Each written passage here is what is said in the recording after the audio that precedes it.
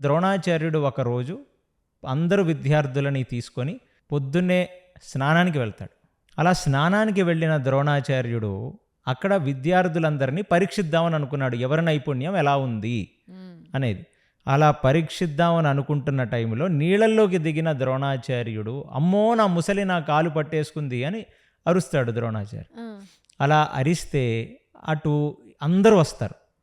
ముసలి కనబడుతుందా? కాలు పట్టుకున్న ముసలి నీళ్ళల్లో ఉంటుంది.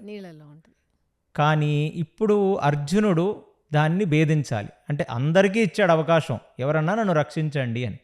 ముసలి కాలు పట్టుకున్నప్పుడు ఎలా కాలు తీయాలి?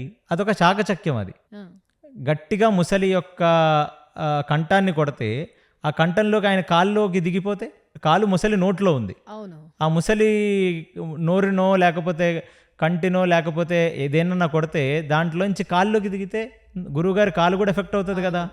లేదు, పైన పోని కొడదామని ఏదన్నా చిన్నగా కొడితే ఆ ముసలి ఇంకా ఇంటిమిడేట్ అయ్యి ఇంకా కోపం వచ్చి ఆ కాలిని గట్టిగా కొరికేస్తే ఇవన్నీ ఉన్నాయి.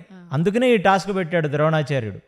నాయన ముసలి పట్టేసుకుంది, విపరీతమైన క్షుద్బాధ ఉంది, ఎవరన్నా నన్ను ముసలి నుంచి కాపాడండి అంటే అర్జునుడు చాలా చాకచక్యంతో 5 బాణాలు ఆ నీటి కింద ఉన్న ముసలిని, కనబడని ముసలిని మనమే ఊహించాలి. నేను లాస్ట్ టైం మీకు చెప్పాను, చీకట్లో నేర్చుకోవటం. అర్జునుడు ఏకలవ్యుడు ఎలా అయితే శబ్దాన్ని బట్టి బాణాన్ని సంధించాడో దాని తర్వాత తను ఇన్ఫ్లుయెన్స్ అయ్యి చీకట్లో బాణాలు వేయటం నేర్చుకున్నాడు అని.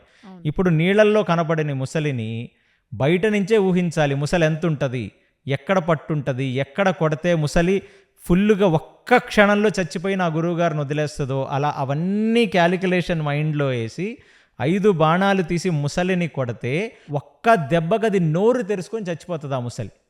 ఆ నోరు తెరుచుకొని చచ్చిపోయిన ముసలి నోట్లోంచి కాలు బయటికి తీసి ద్రోణాచార్యుడు బయటకు వస్తాడు.